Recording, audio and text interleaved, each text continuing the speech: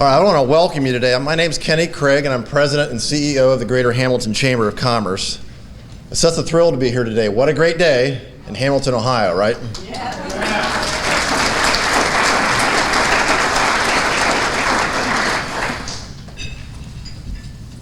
It's going to be such a great day to celebrate two very special people. I know you'll be happy that you attended. I'm glad I'm here. I didn't have much choice, but I'm glad I'm here. Let's stand at this time for the Pledge of Allegiance.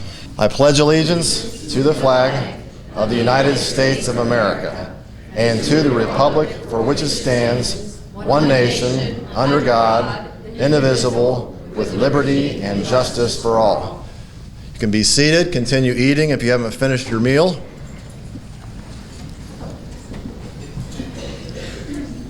So many good things going on in the community, and specifically the business community these days. We'll talk more about that later on in the program. But we need to get into the programs. We have a lot of things to cover today.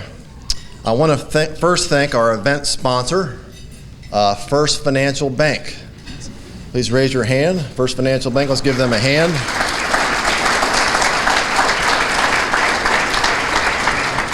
It seems like each year they sponsor the Small Business Person of the Year luncheon, so thanks for your support. And I'm going to get right into introducing our keynote speaker, Phil Castellini, sitting right here in the front table. Phil Castellini is the Chief Operating Officer of the Cincinnati Reds, responsible for all the business and ballpark operations of the organization, including a primary focus on the growth of new revenue through ticket sales, corporate sponsorships, and special events. After first joining the Reds following the 2005 season as a Senior Director of Business Operations, Phil was promoted to Senior Vice President of Business Operations in January 2007, before assuming his current position in January 2008. He reports directly to Reds President and CEO Bob Castellini and works closely with the ownership group. Since 1993, he has also served as president of Merchants Cold Storage in Walton, Kentucky. We talked about that some. He's a small business guy himself. Right, Phil? Yes, sir. Yeah. In addition to his Reds duties, Phil is an active member of the Greater Cincinnati community. He is currently a member of the institutions such as the Cincinnati USA Regional Chamber. We work with them.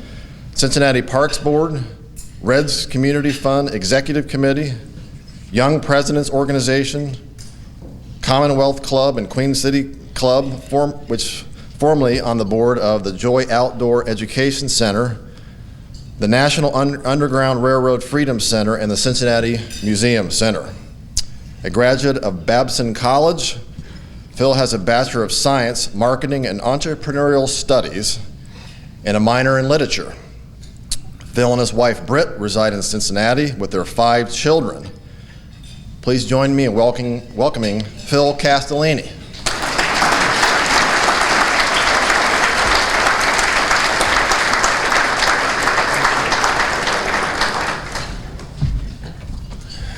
All right.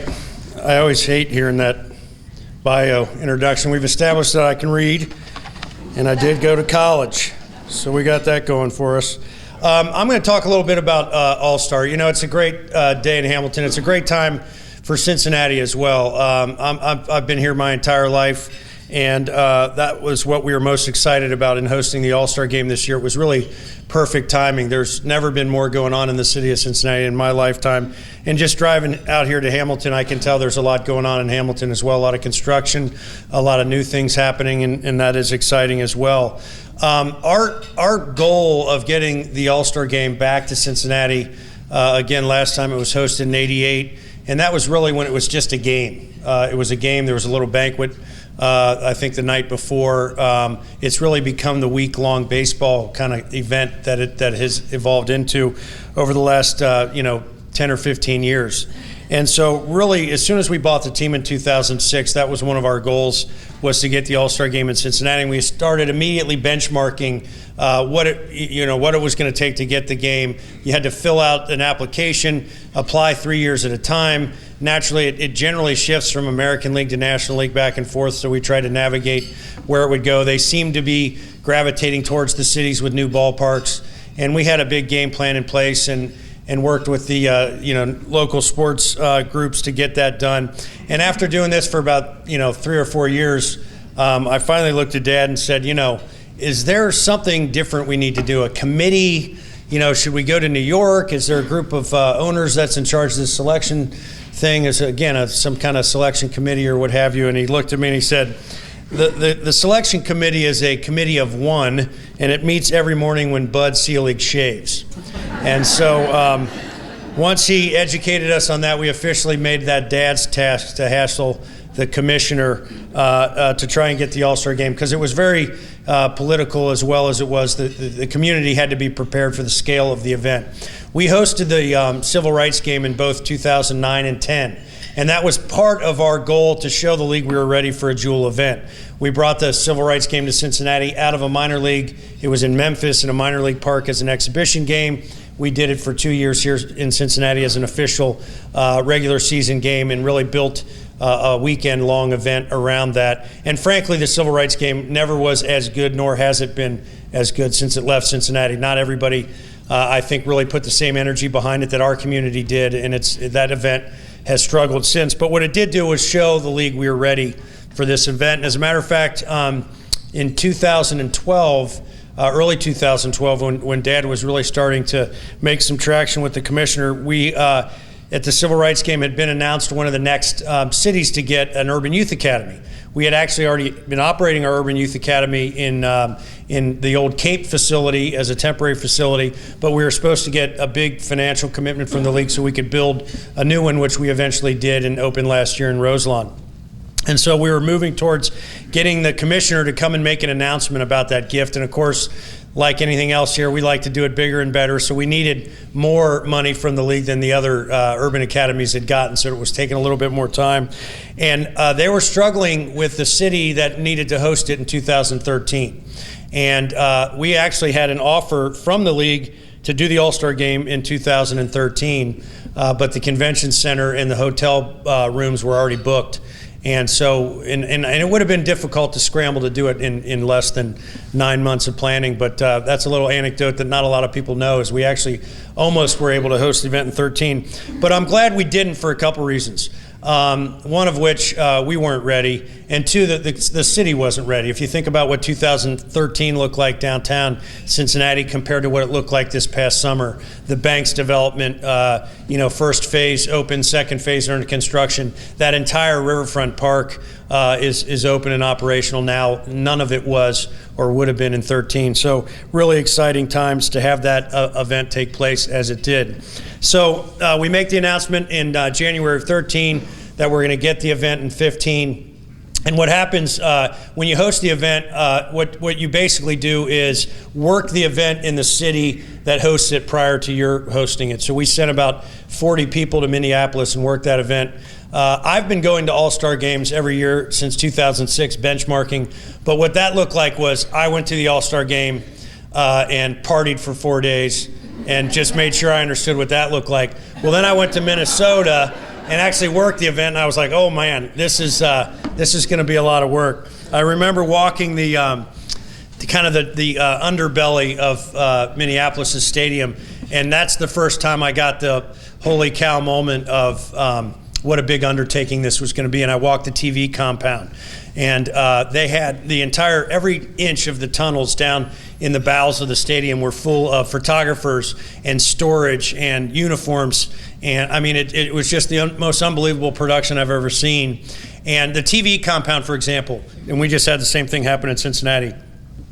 We might have 2 TV trucks, and if it's a national game of the week, and say it's LA or somebody that's got, a Spanish-speaking broadcast or what have you, there might be 3 TV trucks in our TV compound, and those can fit in our building at the Red Stadium. Well, we had 40 TV trucks for the All-Star game.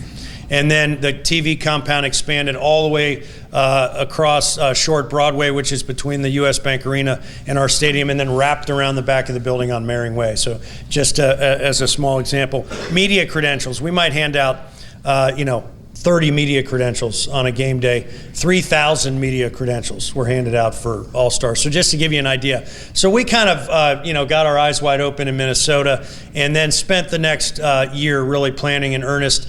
And then literally as soon as that event was over in August of last year, they started to make monthly visits to Cincinnati and started the planning. Now here's show of hands if you're familiar with the World Choir Games. That was here in Cincinnati, okay? So the COC, the Community Organizing Committee, about 5,000 volunteer members strong, really helped our chamber, Greater Cincinnati Chamber, put on that event. And that was the first time that event was hosted in the continental U.S. And what that looked like was, here's the seed of this event, and you turn it into an event as the hosting city. The difference, the league comes in with a potted plant and says, this is our plant, don't kill it for the 4 days. We let it be in your city, right? So we had the COC all cranked up to really participate in a big way because we wanted the All-Star Game to be the best it could be. And one of the things that we learned in that benchmarking of the other cities is I always liked the cities that were smaller communities. To see an All-Star Game in St. Louis or Pittsburgh or Kansas City versus California or New York, not that it isn't cool to be in San Francisco at Giant Stadium or in New York at Yankee Stadium, but it just gets lost in the sauce. There's so many other things going on.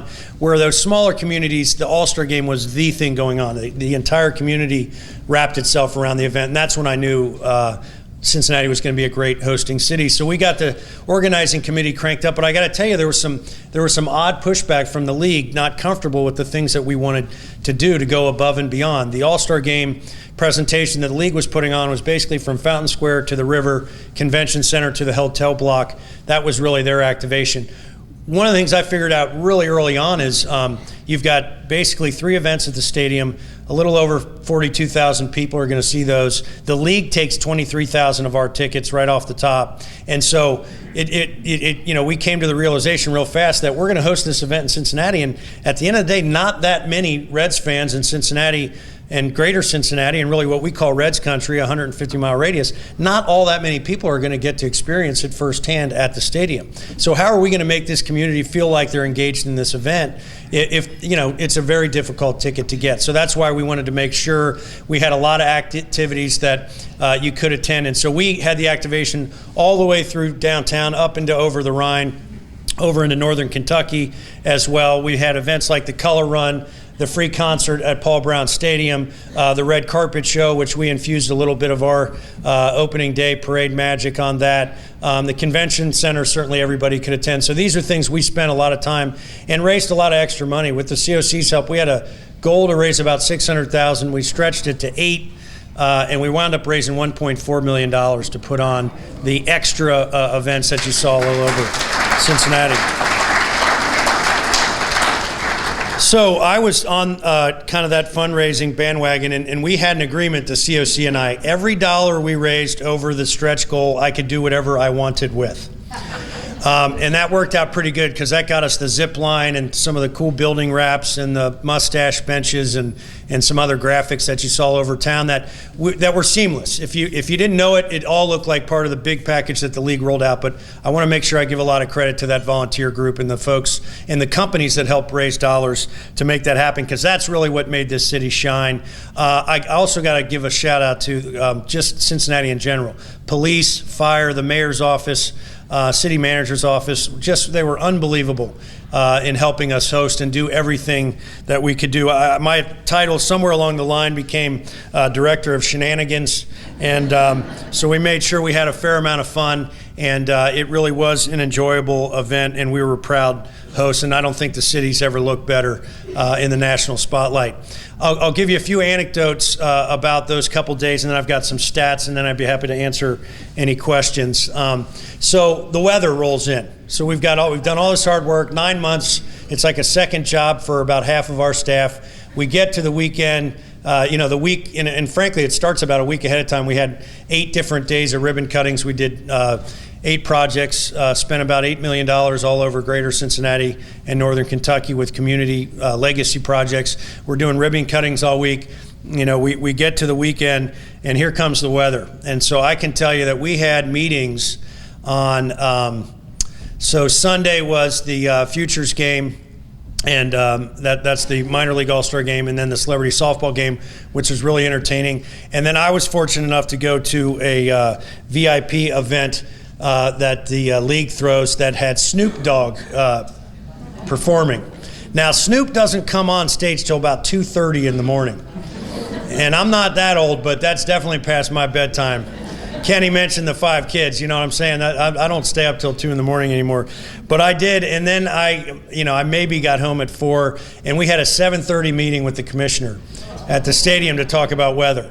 And I can tell you that meeting lasted about an hour, and in that meeting we covered everything from the home run derby getting officially rained out to have to do both events on Tuesday potentially, but Tuesday had rain in the forecast. So then we were planning potentially to have the All-Star game Wednesday, home run derby Tuesday. They weren't big fans of that. So there was a conversation where there might not have even been a home run derby in Cincinnati. Had the weather done what it said it was going to do, that was certainly a very real potential. We agreed to regroup at 1 o'clock that afternoon just to kind of see what happened. Myself and one other gentleman that the guy that runs BAM, which is all the websites for the league, Major League Baseball Advanced Media. He and I, he's a Midwestern guy, he's from Michigan. So we predicted it's going to be heavy, hot and heavy, it's going to blow through, and we're going to be fine for tonight. Now, of course, I didn't believe that for 1 second, but that's what I was selling that morning, and you know, God willing, that's what happened. Mother Nature reminded us who was in charge, but really, we couldn't have gotten any luckier. And then that event, Todd Frazier has been one of my favorite guys since he was in our minor league system. Got to know him on the Reds Caravan in Arizona, and his couple of his buddies and brothers I've met out in Goodyear. Just really solid guys. So to have that happen for Todd in this town, and I can tell you, in all my years involved with the Reds, I have never heard that building as loud and electric as it was that night. It truly reinvented that event for the league. Cincinnati's famous for a lot of firsts. First night game, first team to travel by plane, first team in professional baseball, let's not forget that. And so really, to have the reinvention of the home run derby, which, let's face it, that event had gotten tired. Whether live or on TV, that was a difficult event. And so to have it happen the way it did, you literally couldn't have scripted it any better. It was a very exciting time for us, and you know, we were proud of Todd, and the league was really, really pumped up about those results. And I've now just came from last week. We had one of our quarterly owners meetings, and everybody across the board, all the teams, the networks, the league, Players Association, everybody was thrilled with the turnout and change of format of that event. One thing that another anecdote on the Derby. In addition to all the format changes you saw, one idea they had was that in the final round, the 2 opposing batters would be able to pick defenders and try and steal home run balls off the walls in the last round. But because we've got the 2 different heights of walls in our outfield, they couldn't do it, but they may deploy that for next year because San Diego's outfield is the same wall height all the way around. So it'll be interesting to see if they do that or not. I've got a couple quick anecdotes just kind of on the economics and some of the things kind of by the numbers. Again, about a $70 million economic impact for Greater Cincinnati to host the event. Again, about $8 million invested between the league, ourselves, and our partners at the Reds and the Reds Community Fund. We had, there were 731 million combined votes cast for All-Star Game in the balloting. Again, this was the first year it was online.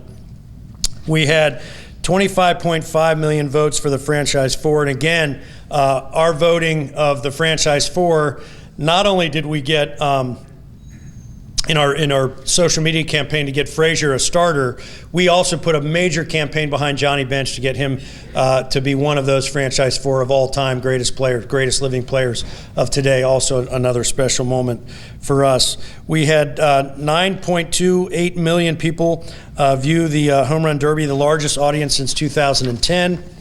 I already mentioned the dollars in the community. We had 2.9 million watch the All-Star Legends and Celebrity Softball game, which again, highest viewing since 2010. Let's see, 2 million viewers across MLB's network 17 hours of all-star coverage. It was up 8% over last year. 1.5 million home runs hit by gamers playing in the Home Run Derby mobile video, which was, again, an online game. Unique viewers that watched the Gillette Home Run Derby, 593,000. Again, these are kind of social media stats. 130,000 in attendance for the 3 events at Great American Ballpark. 123,000 attended the Fan Fest at the Convention Center, 7% higher than last year, and the 5th highest attendance in the 25-year history of the event. And I would tell you that was one of the measuring sticks for the league, and they're always concerned about the smaller markets' attendance to Fan Fest and viewership, and so we did very well in both those categories. We had 108,000 people attend the block party. We had 15,000 people do the color run, which averages usually about 5,000 runners, so that was a high and the highest in the state of Ohio. Again, I mentioned about 3,000 media credentials, and then we had the Guinness Book of World Records largest game of catch. We broke the record at the Urban Youth Academy as one of the side events that we did, and we had to do more than 500 pairs, and we wound up having 1,058 pairs of throwers to break that record, and that was a pretty cool event as well. We had a 32% increase in merchandise sales at FanFest.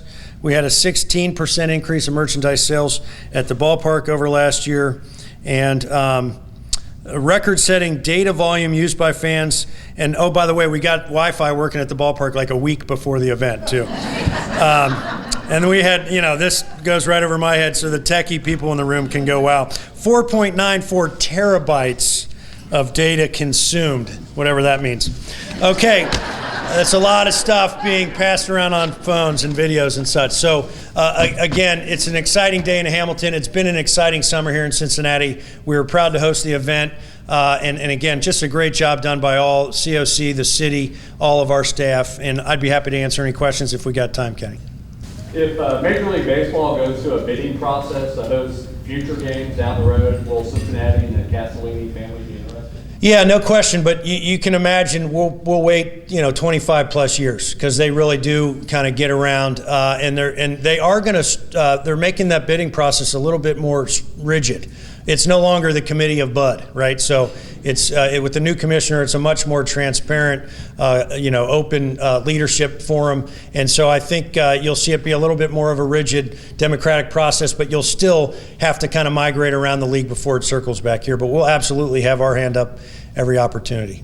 Is there a possibility Major League Baseball will ever adopt an NFL-style financial structure so you don't have the haves and have-nots? Oh, trust me, we're pulling for it every year. I mean, as a have-not, David and Goliath, the money that the Dodgers hide from their TV deal that they don't share in revenue is more than our top line gross revenue. So, I mean, the notion that we have parity, which is a little bit of the challenge, that there was a notion that there's parity in this game, there's not yet. And we continue as a league to work towards solutions. And we've got a new player contract coming up, with the PA in the next year. They'll start negotiating that. Hopefully we'll make a little ground there. But in terms of salary cap, I don't see that happening without a work stoppage. I, for one, wouldn't want to see a work stoppage. So hopefully we can do little things to move the meter, but certainly something we're out there swinging for all the time. Do you think Pete Rose will ever make it into the Hall of Fame? How about I answer if he should?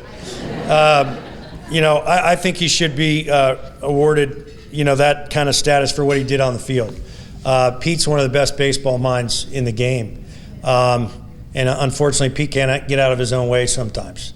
So I certainly hope he's there. I hope he's there while he's alive.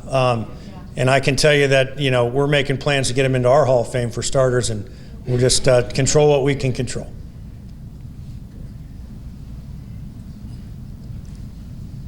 Okay, congratulations to the award winners. Thanks for having me. Go Red Lakes.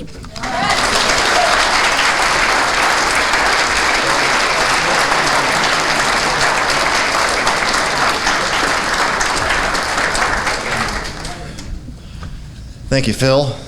I'll add to your bio, Director of Shenanigans from now on, right? Yeah. You know, what I heard from his comments is that it takes people to get things done. So it took a lot of people to get the All-Star game done, right? And everything that went along with that. Well, it takes people to get things done here too. And today we're going to celebrate with two people that help get things done. A lot of you in the audience help get things done. Today is a special day for two people. Before I get into that, I do want to take just a moment and pause and congratulate the city, Mayor Moeller. I think Josh was out of town, but anybody else with the city that's here, congratulations on the big announcement with Barclays yesterday.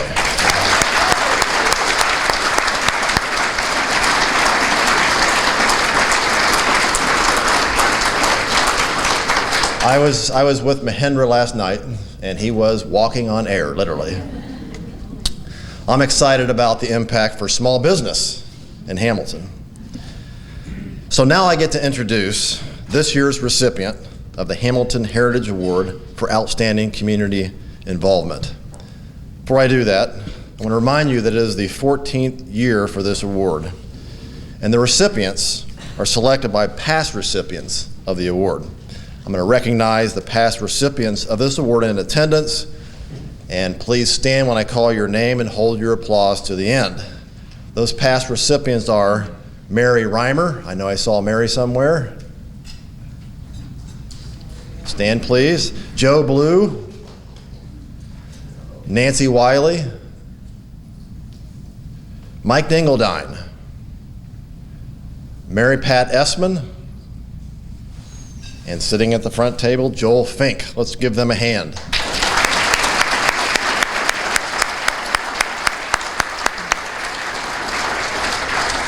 And now for this year's recipient. I told Joel I'd get him out here before 3 o'clock. Kathy Klink is a native of Hamilton. She received degrees from Miami University and the University of Virginia, and a diploma from the University of Heidelberg in Heidelberg, Germany. Kathy was an administrator, guidance counselor, and teacher in Ohio, Virginia, and Maine. She retired as the Lakota Schools District Superintendent in 2005. Has it been that long? Wow. After retirement, she served as Associate VP for Online Learning at Butler Tech and as an educational consultant with Battelle for Kids in Columbus, Ohio. She's busy now, though. Kathy's current community involvement includes being a member of Hamilton City Council, where she has been instrumental in the neighborhood initiative, 17 Strong. She serves on the boards of the Hamilton Community Foundation, Baden High School, TV Hamilton, and the Hamilton Parks Conservancy.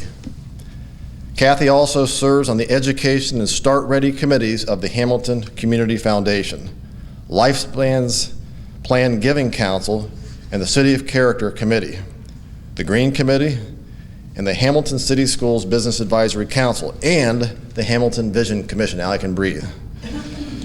Kathy is a past board member of the American Red Cross, American Heart Association, Fitton Center for Creative Arts, Butler County United Way, Hamilton Fairfield Symphony, and Butler County Metro Parks, and was a member of the Miami University Hamilton and Miami University Middletown Citizens Advisory Committees.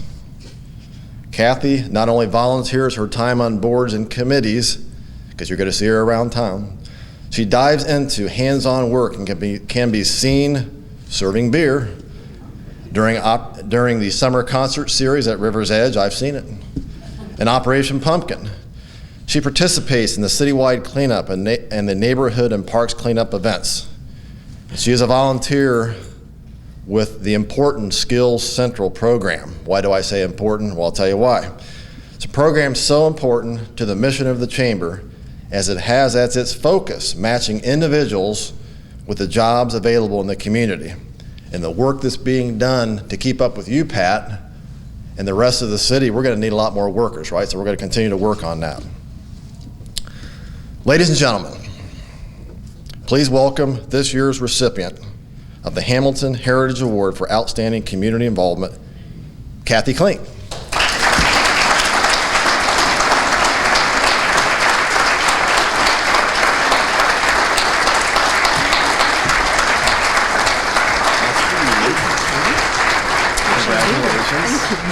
I also have a proclamation from the governor's office. I'll put it here.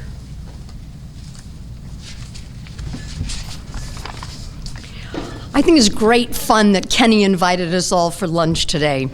And it gives me the special opportunity to recognize and salute Sherry Armstead as our Small Business Person Woman of the Year. It also gives me the opportunity to talk about why it's rewarding to be involved with our community. And I don't think I have anything to say that is going to be new or different. I think as I look around the room, all of you are involved in many different ways, but I did put together a short list, a couple of items that I want to share with you. First of all, when we're involved with our community, we're supporting organizations that are vital to our community. Let's just think about that. In many different ways, in many different capacities, we have the chance to make a difference. We can promote positive and accurate communications. Incredibly important. We can create an opportunity to listen and to learn what's on the minds of others. In Lakota, we had a saying, we're going to listen until it hurts.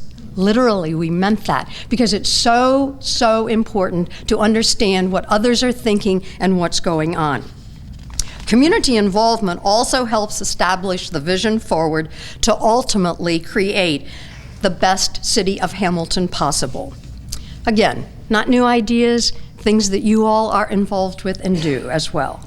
Then I said to myself, wait a minute, Kathy, there's something that's really not here yet. And as I reflected on these few ideas a bit more, I said to myself, you know, what really matters is the personal enrichment in my life. For the last 10 years, I've had lots of adventures and ventures, challenges, met many new friends, have seen current friends in different roles. That personal enrichment is really, I think, the key to why I enjoy being involved with our community. So I invite you, every single person, one other way, one unique way for you to take a step forward and try some involvement that you're not currently participating in, because community involvement matters. Thanks.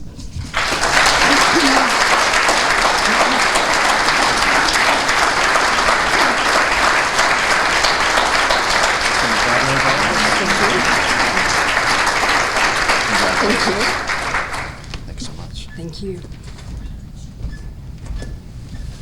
I will mention that the governor's representative, Sherry Carbo, is also here somewhere. I don't know where you're at, Sherry, but we have a proclamation from the governor that I also presented to Kathy. The fun continues. Congratulations, Kathy. And now I get to introduce the Small Business Person of the Year. Before I do that, I want to recognize the many good people in the audience who are past recipients of this award, and please hold your applause to the end. Please stand when I call your name. Remain standing until I'm done. Bill Wilkes from the Wilkes Insurance Agency. Bill. Neil Cohen. Don't see Neil, okay? Moody Baker, Baker and Associates CPAs. Craig Wilkes, Wilkes Insurance Agency. George Smith, McDonald's. Ed Larkin, Rose Automotive. Mindy Mueller, Community Development Professionals. Okay? And Jane Johnson, Quality Publishing Company. Jane? Okay, I see you, Jane. Let's give them a hand of applause.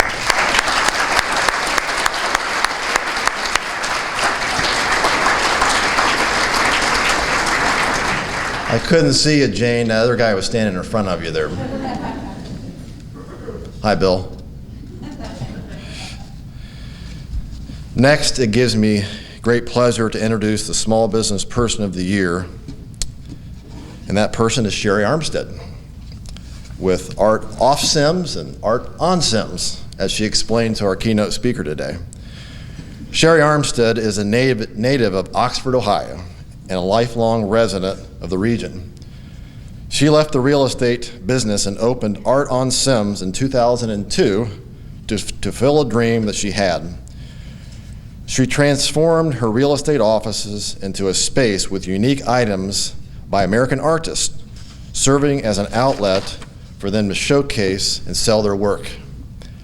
Sherry opened Art off Symmes in 2011 after several customers urged her to be a part of the downtown Hamilton revitalization. Some of those customers are probably here today.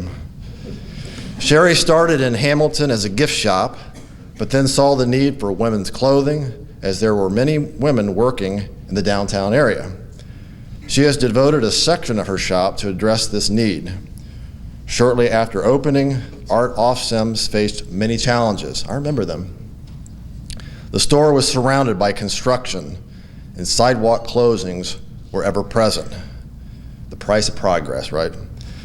But through the challenges, Sherry persevered. She credits much of her success to customer service and finding good, customer-focused sales associates who are caring and attentive. Sherry feels that each customer should be treated like a precious gem, and the rewards will follow. Part of that is building lasting relationships. Sherry has been and continues to be a significant source of the business revival in downtown Hamilton. She has encouraged other small businesses to join her in making a difference and transforming downtown. I think some of them are here today too. Through her busyness, Sherry has focused and hosted fundraisers for several local nonprofits and donated a large portion of the sales from those events back to the organizations. She has also opened her home for several fundraising events for organizations such as Pyramid Hill and the Hamilton Fairfield Symphony Orchestra. Sherry has always been involved in the community activities and fundraisers all over Butler County. She has served on the board of the Center for Family Solutions. She was a founding member of the Fairfield Community Foundation and served on its board. She chaired the YWCA's Festival of Tree events. She has worked in the Butler County United Way's annual campaign and was a board member of their Women's Leadership Council. Do you ever sleep? Sherry established the Village Green Art Fair, which this year celebrated its 10th anniversary.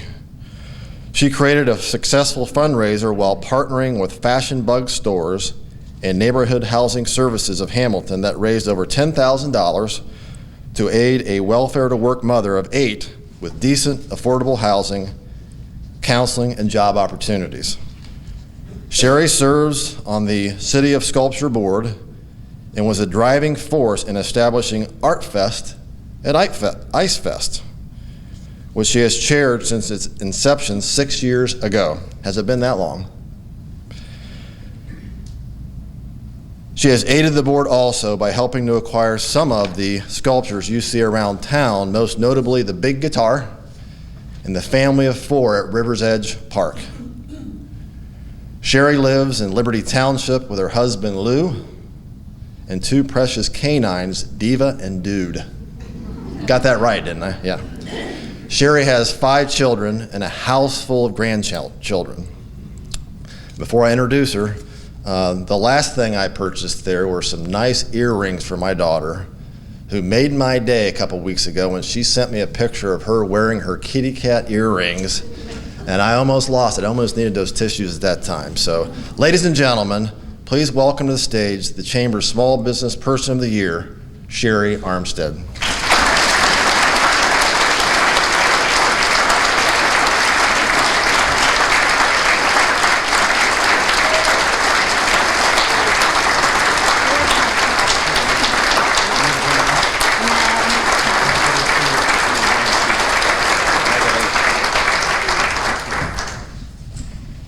Well, it's pretty tough following Mr. Castellini and then Kathy, who is an expert speaker who I've admired for years and years. Kathy, you're just phenomenal. I don't feel deserving of this, but I do want to share it with my husband, who maybe I do need those tissues. who is really the driving force behind me. He allows me to be me.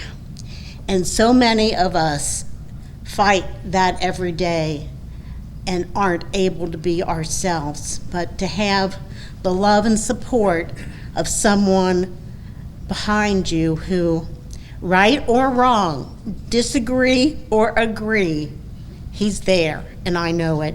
And he's the one that deserves the applause.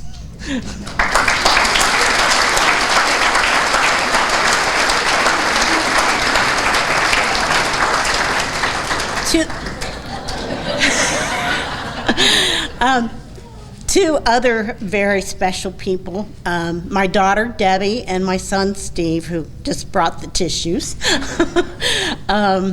They deserve a lot of credit too. They've put up with a mom who's always on the go. But I'll tell you, these two have made it too. Steve has a fantastic automobile business, repair business, and Debbie never stops. She's constantly working. At times she's worked 2 jobs. She's raised 2 fantastic grandsons who are also here today, AJ and Spencer. I couldn't be more proud of you. You're the best.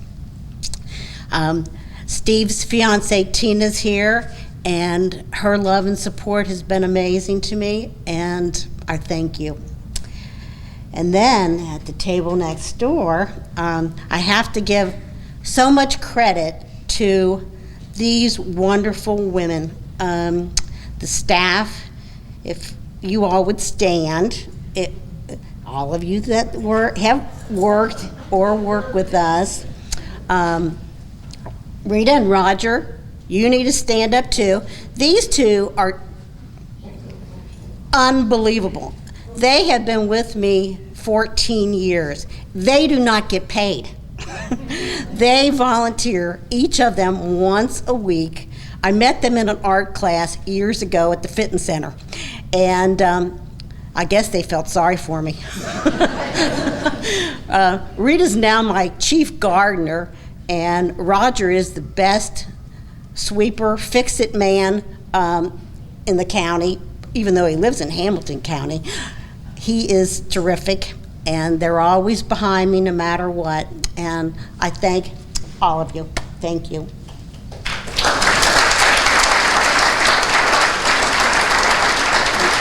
The other 3 ladies sitting at the table were that driving force to bring art off Symmes to Hamilton.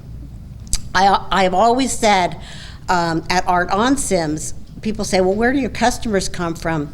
My very best customers come from Hamilton. They always have. They drive all the way to Fairfield.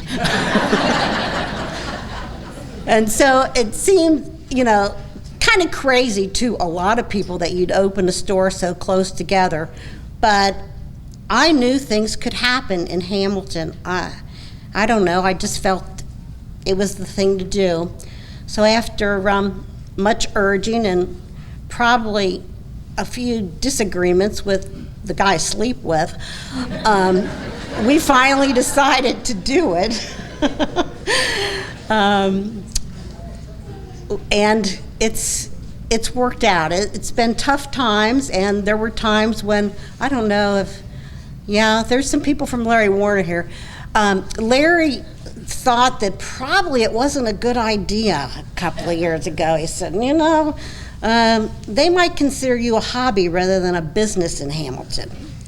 And Lou and I talked about it, and he encouraged me to stay. And I'm glad I did.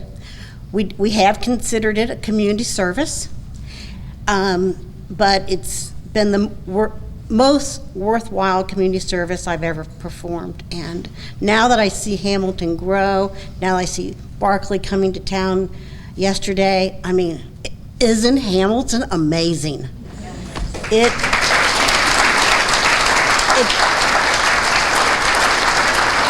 just gets better every day. We've got so many hard-working young people involved in the city now. It's just a really good thing.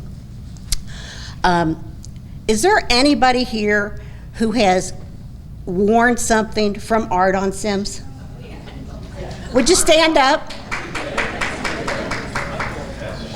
Okay, stay standing because my staff has got a special gift for you. Now look around, fellas. This is where you shop, okay? You're not going to get by without a little advertisement. All right, how many of you have shopped at Art on Symmes or Art off Symmes and not worn it today? All you have to do is have shopped there. If you have shopped there, stand up. All right. We've got a gift for you.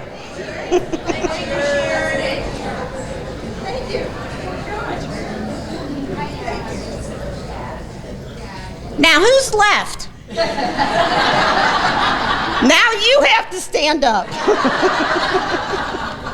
Come on, be brave. I've got a present for you. What? Come on. There's got to be more. Okay, this guy right here says he hasn't been there. We need a reason to get him there. My credit card has been in your location. Well, that counts. Well, I want to thank you all, and I am sharing this with every small business who has come to town since I've come and those that are still to come. Thanks so much.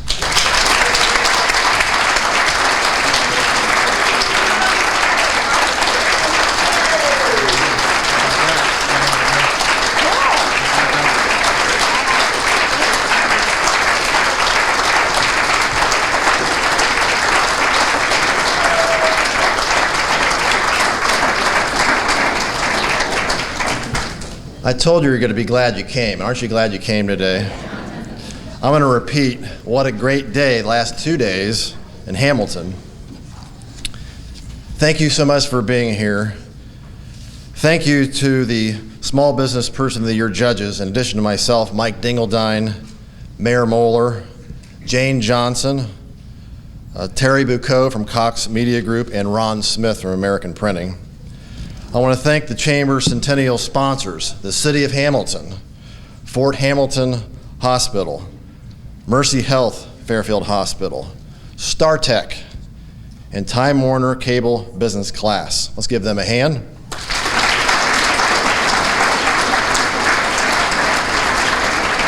And a special thanks to the Courtyard by Marriott Hamilton. They did a great job today.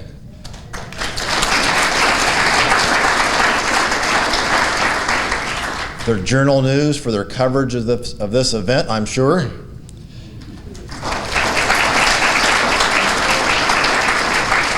And TV Hamilton. I have to remember to say this, but this program will premiere this Friday at 8 o'clock p.m. And Steve guaranteed that, right, Steve? Okay.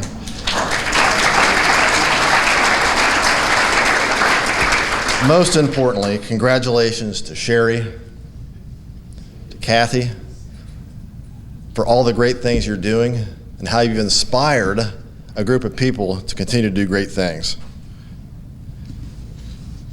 Thank you on behalf of the Chamber, and have a great rest of the business week.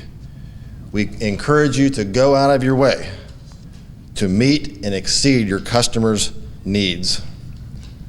You are dismissed. Have a great day.